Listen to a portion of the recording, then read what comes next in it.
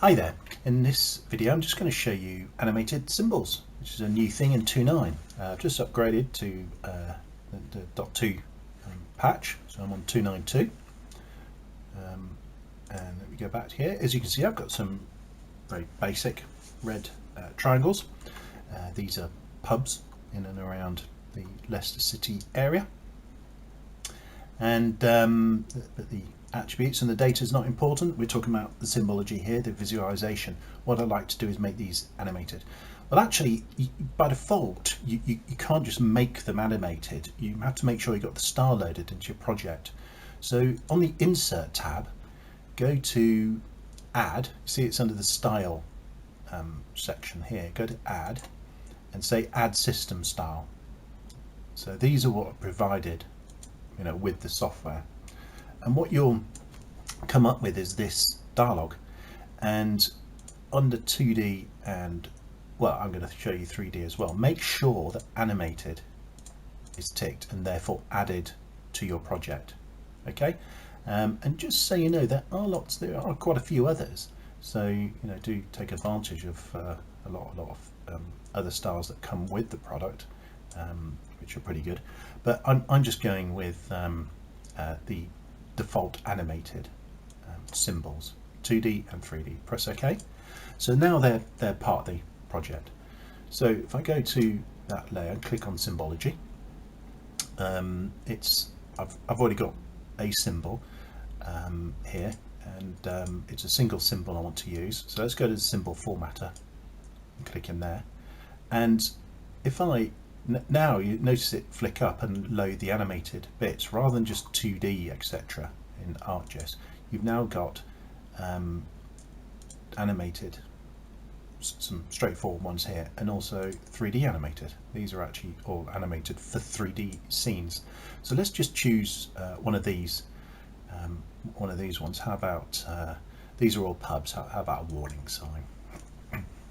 So now you see how they're sort of pulsing. You can see this sort of the animation there. It's pretty good, really. These are formatted in much the same way as symbols, but there's a few things you have to be wary of. And look, it says watch out for using animated symbols because there's some limited functionality, etc. So you do have to watch out for a few things. But if we go to properties, we can see this kind of things we can change. So straight off, I think I'm going to make that a lot bigger. So I'm going to double the size. So I'm going to change the point size and press apply. There you go, much bigger now. How about that? And like I said, there's no you have to be wary of things like halo and all those sorts of things. It's not really compatible. So keep the changes straightforward in properties. The key things you'll be interested in is, one question would be, well, these are great, but there's only a few symbols available, and by the way, they do sort of work as normal. If I click on it, I get my attributes. It is a straightforward symbol, they're just animated. But one of the things you can do is actually bring in your own ones. So here, if you press on the file, you see it says insert picture from, either from the style, so you can change and look in your style options. And these are good, these default system ones. There's just not loads, but they are good. You click on file, and interestingly, on file you can actually bring in various types and load them in and use those for your animation. There's now this one of the things you can also do is just change the way these animate. So you can use your own animated GIFs and stuff like that, but there's a few settings here that we can alter into that when it plays animation. Firstly, you can switch it off.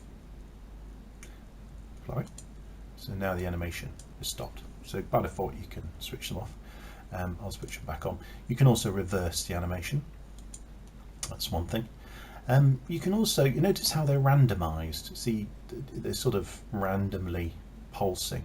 If you want, you can kind of force them to align. So let's say 2-second offset and apply. So you see now they're all the same. They're all sort of in sync. So depending on what you want to do, you might want to do that.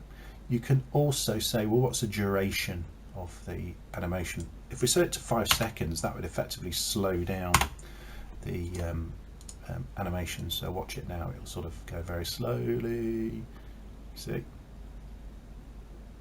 But let's make it 0.5 and make it go pretty quick.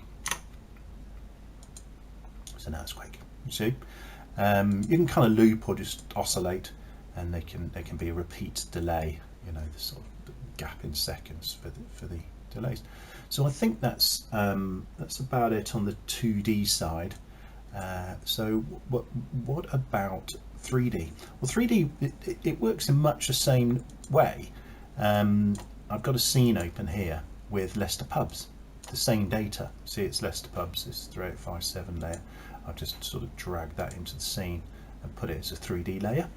I'm just using the world elevation base map as a model, but you can see here I've got actually chosen a windmill. That's quite cool, really.